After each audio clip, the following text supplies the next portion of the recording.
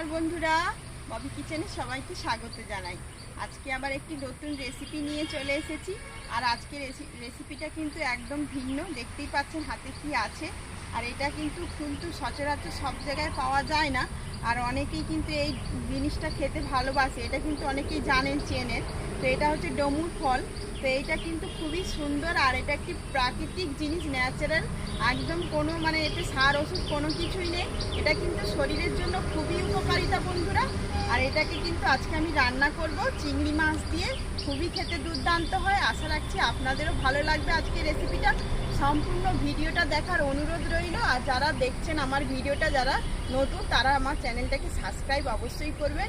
আর subscribe করে আমার পাশে থাকবেন। আর ভালো লাগলে একটি লাইক করে দেবেন। তো চলুন আজকের রান্নাটা শুরু করে দিই।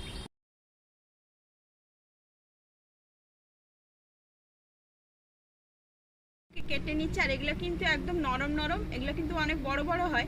তো কচি কচি নরম নরম এগুলো। আর বন্ধুরা, এগুলো কিন্তু আমি কোথা থেকে নিজে বেড়ে আনিনি, আমার পাড়ার একটা বোন দিয়ে গেছে। তো আমি ভাবলাম আপনাদের সঙ্গে আজকে তাহলে এই রেসিপিটা শেয়ার করি। আর এটা কিন্তু একদম ডাক্তাররাও বলে এই ডমুর ফল খাওয়ার জন্য খুবই কিন্তু উপকারিতা এই ফল। আর খুবই কিন্তু কি বলবো, আর যারা এতে খুবই প্রোটিন আছে। আর এগুলো কিন্তু সচরাচর সব জায়গায় বাজারেও কিন্তু অতটা বিক্রয় হয় না, হয়তো শহরের দিকে হয় কিনা আমার জানা নেই। তো আমাদের গ্রামে কিন্তু এই সমস্ত গাছ থাকে। আর এটা কিন্তু অনেক রেসিপি হয় এর। আর আজকে কিন্তু আমি এটা চিংড়ি মাছ দিয়ে আলু দিয়ে একটা তরকারি করব। আর খেতে কিন্তু দুর্দান্ত লাগে। আর আশা করি আপনাদেরও এটা কিন্তু আজকে ভালো লাগবে। আর এগুলোকে দেখুন একদম নরম, ভেতরটা দেখুন, আপনাদেরকে দেখাচ্ছি ভেতরটা কীরকম কীরকম একদম টাটকা। কিন্তু একটা আমার পাড়ার বোন এনে দিল, খুবই একদম টাটকা। দেখুন একদম আঠা বের হচ্ছে, কত সুন্দর দুধের মতো আঠা বের হচ্ছে, একদম টাটকা। আর ভেতরটা দেখছেন একদম নরম, বীজ হয়নি কিন্তু এখনো ভেতরে, দেখতেই পাচ্ছেন কত সুন্দর। আর এগুলোকে আমি কেটে নেব।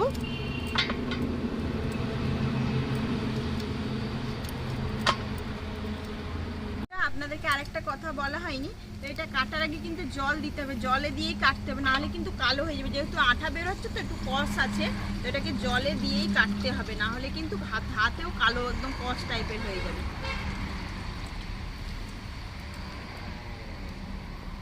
দেখুন বন্ধুরা, আমার কিন্তু এই ডমুর ফল আর আলুগুলো কাটা হয়ে গেছে, আমি জলে দিয়ে রেখেছি। এবার মশলাগুলো যেগুলো লাগবে একে একে বেটে নেব। এখানে নিয়েছি ধনে, গোটা ধনে আর জিরে, এটা কিন্তু একসঙ্গে আগে বেটে নেব।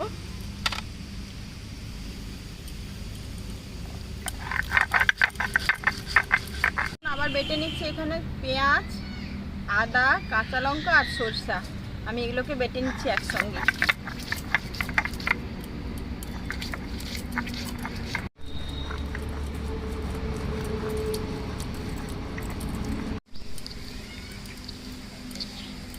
এগুলোকে কিন্তু আমি একটু 50% এটাকে সেদ্ধ করে নেব, যেহেতু এটাকে কষ জল বের করে নিতে হবে। তাই আমি এই যে জল গরম চাপিয়ে দিয়েছি, এগুলোকে দিয়ে দিচ্ছি। নুন হলুদ দিয়ে কিন্তু সেদ্ধ করে নিতে হবে, হাফ সেদ্ধ করতে হবে। নুন দিয়ে দিচ্ছি, হলুদ। এবার এটাকে একটা ঢাকনা দিয়ে ঢেকে দেবো, সেদ্ধ করে নেব।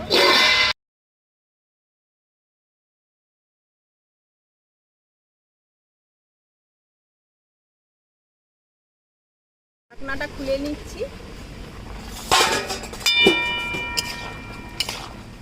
দেখুন আলুগুলো কিন্তু সেদ্ধ হয়ে গেছে, এগুলো সেদ্ধ হয়ে গেছে। এবার জলটাকে ছেঁকে নেব, নামিয়ে নেব এটাকে। কড়াইতে সরষা তেল দিয়ে দিচ্ছি চিংড়ি মাছটা ভাজার জন্য। নুন হলুদ মেখে রাখা চিংড়ি মাছ, দেখুন বড় বড় চিংড়ি মাছ নিয়েছি, আপনারা চাইলে ছোটও দিতে পারেন। তো আমি চিংড়ি মাছগুলোকে ভেজে নিচ্ছি।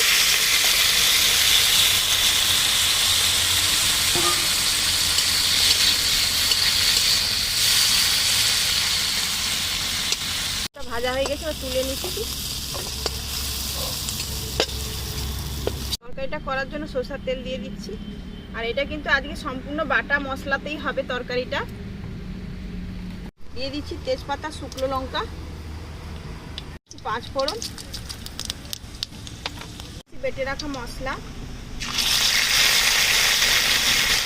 ভালো করে এবার মশলাটা একটু কষিয়ে নেব। শুধু জিরা ধনে বাটাটা দিলাম না, আর বাদবাকি বাটাটা দিয়েছি, ওটাকে ভালো করে একটু কষিয়ে নেব। যেহেতু পেঁয়াজ বাটা আর আদা বাটাটা এর সঙ্গে আছে। দিয়ে দিচ্ছি হলুদের গুঁড়ো, দিয়ে দিচ্ছি রেড চিলি পাউডার। যেহেতু কাঁচা লঙ্কা বাটা দিয়েছি তাই জন্য আমি একটু কালার করার জন্য লঙ্কার গুঁড়ো রেড চিলি পাউডার দিয়ে দিলাম।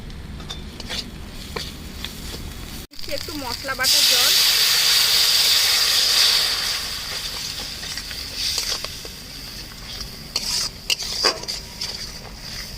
দিয়ে দিচ্ছি ডমুর আর আলু সেদ্ধ করে রাখা।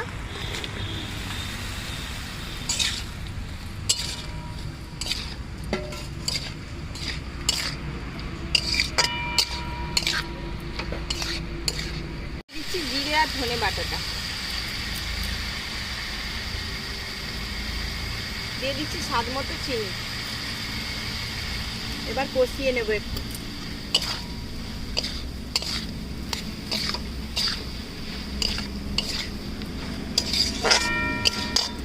পরিমাণ মতো লবণ, যেহেতু সেদ্ধর সময় লবণ দিয়ে রেখেছি তাই বেশি লবণ দেব না। ভালো করে এবার কষিয়ে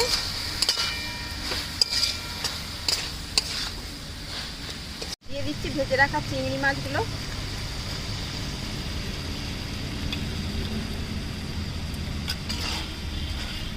নাড়িয়ে চাড়িয়ে এবার জল দিয়ে দেবো।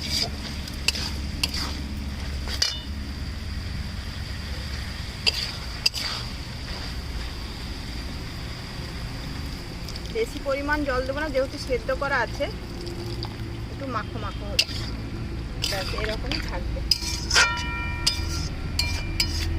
ঢাকনা দিয়ে তরকারিটা ঢেকে দিচ্ছি কিছুক্ষণের জন্য।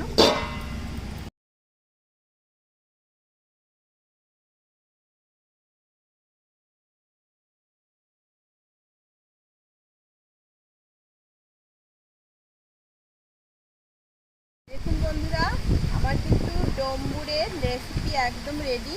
তো এই ডম্বুর ফল অবশ্যই কিন্তু খেতে খুবই সুস্বাদু, আর অবশ্যই কিন্তু এটা সবার জন্য উপকারিতা, বাচ্চা থেকে বড় সবারই কিন্তু এটা সুস্থ একদম মানে এত সুন্দরই একটা ফল। এই ফলটাকে কিন্তু মানুষ মানে এত তার শরীরে অনেক কিছু উপকারে লাগে, এতে অনেক ভিটামিন প্রোটিন আছে। তো আমরা সেটা জানি, অনেক ডাক্তাররা রেকমেন্ড করে থাকেন এই ফলটাকে খাওয়ার জন্য। তো আপনারা যদি অবশ্যই পান, কোথাও আপনাদের আশেপাশে যদি থেকে থাকে, অবশ্যই এভাবে রান্না করবেন, খেতে কিন্তু দুর্দান্ত লাগে অবশ্যই। আর আজকের রেসিপিটা কেমন লাগলো আমাকে কমেন্ট করে জানাবেন, আর ভালো লাগলে একটু লাইক করে দেবেন, আর আমার সঙ্গে থাকবেন। যারা নতুন দেখছেন অবশ্যই চ্যানেলটিকে সাপোর্ট করবেন, আর চ্যানেলটিকে সাবস্ক্রাইব করে আমার পাশে থাকবেন, আমাকে মোটিভেট করবেন, আর আগামী দিনে নতুন নতুন রেসিপি পেতে আমার সঙ্গে থাকবেন। আর সবাই সুস্থ থাকবেন, সাবধানে থাকবেন, ভালো থাকবেন। আবার একটি নতুন রেসিপিতে আপনাদের সঙ্গে দেখা হচ্ছে।